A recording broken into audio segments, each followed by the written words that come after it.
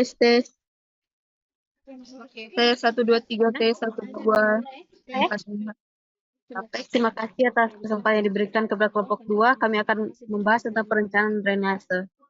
Di kelompok 2 ada Nadia Elizabeth Wirada, selanjutnya Jessica Sepanya Hungan, Mercy Kretila Bobar, Michelle Aribalu.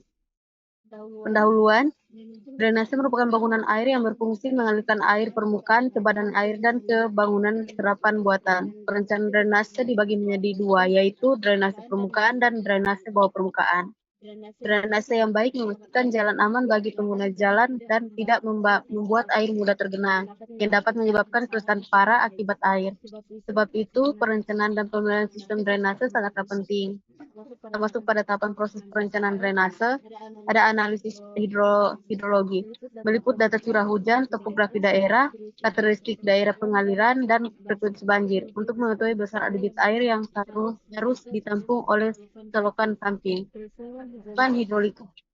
Berdasarkan besar debit air yang diperoleh dari perhitungan analisis hidrologi, maka dimensi selokan samping dapat direncanakan. Sebagai gambar rencana, membuat detail gambar rencana saluran drainase sebagai panduan pelaksanaan di lokasi pembangunan. Selanjutnya ada gambar lokasi perencanaan, yaitu di Maumbi, di Manado. Selanjutnya data tugas. Sebelumnya telah diplot salah satu rute dalam rencana yang berlokasi di Manado dengan luas daerah pelayanan saluran sebesar 41305.5673 meter persegi dengan data perencanaan sebagai berikut.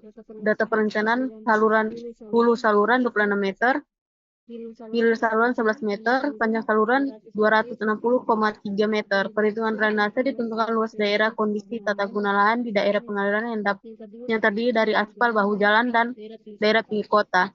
Data curah hujan digunakan data curah hujan maksimal per tahun dalam kurun waktu 10 tahun dari tahun 2016 sampai 2025. Selanjutnya, analisis data hidrologi. Hitungan statistik hujan maksimum, di mana dari data yang ada 298 sampai 293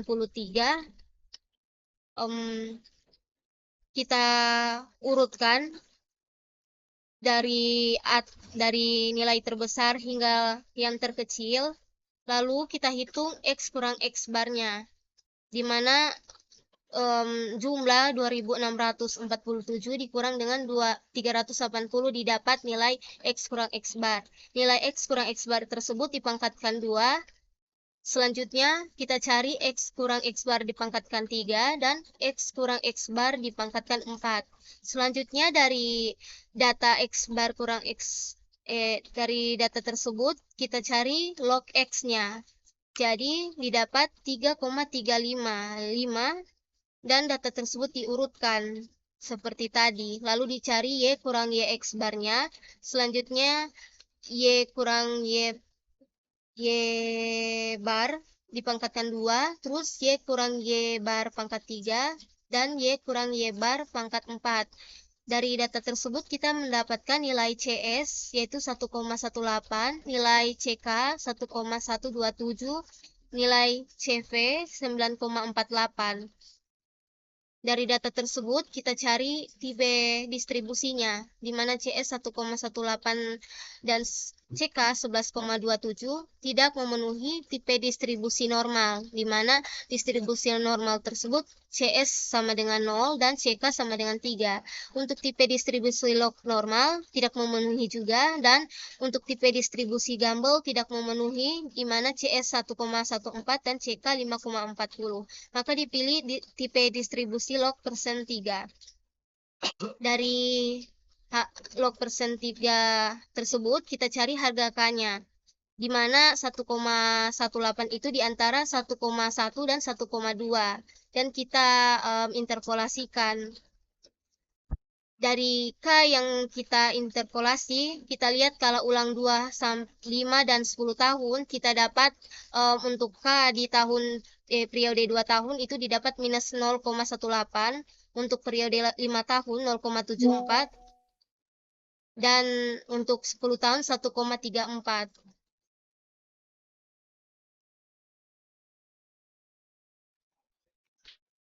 Selanjutnya, setelah menghitung nilai K terhadap nilai CS, maka kita bisa menghitung curah hujan rencana dalam kurun waktu 2 tahun, 5 tahun, dan juga 10 tahun. Maka dapat disimpulkan hasil curah hujan rencana berdasarkan skala ulang tahun adalah sebagai berikut. Dalam skala 2 tahun, hujan rencana sebesar 2.371,92 mm. Dalam skala ulang tahun 5 tahun, sebesar 2.422,54 mm. Lalu dalam 10 tahun didapatkan sebesar 2.455,77 mm.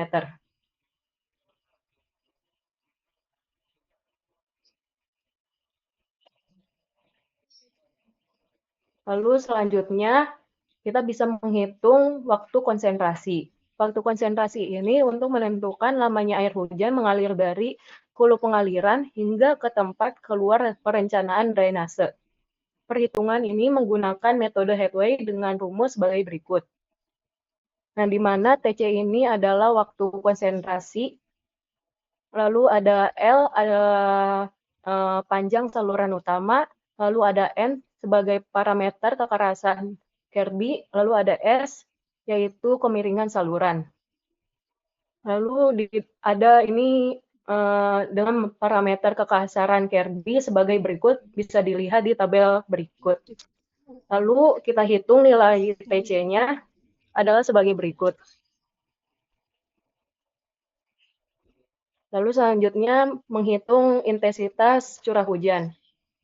Di sini kita menggunakan rumus intensitas hujan menurut Monono B dengan persamaan sebagai berikut, di mana I adalah intensitas curah hujan mm per jam, lalu ada XT, di sini merupakan besarnya curah hujan untuk periode kala ulang tahun.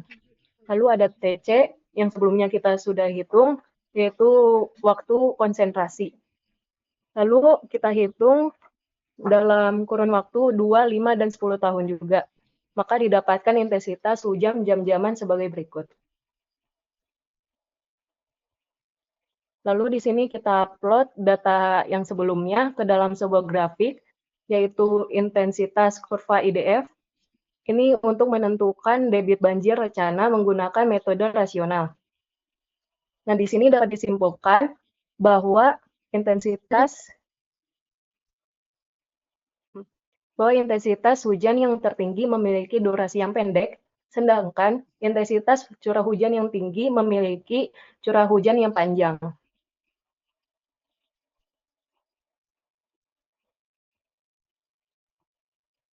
Kemudian ada perhitungan koefisien pengaliran.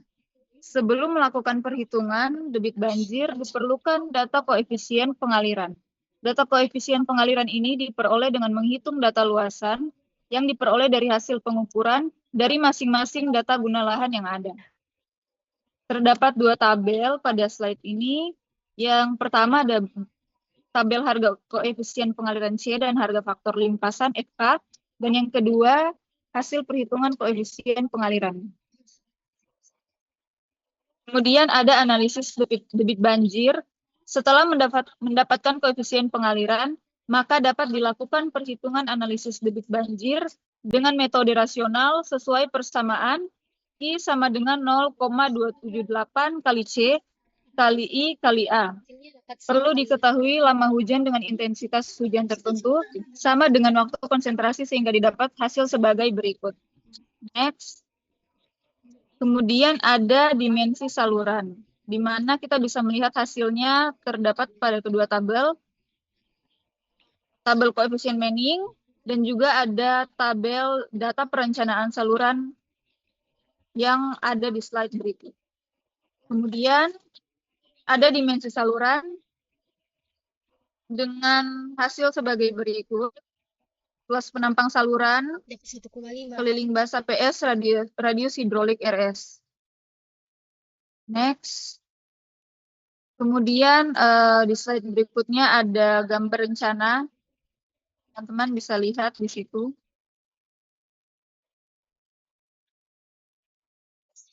Sekian dari kelompok kami. Terima kasih.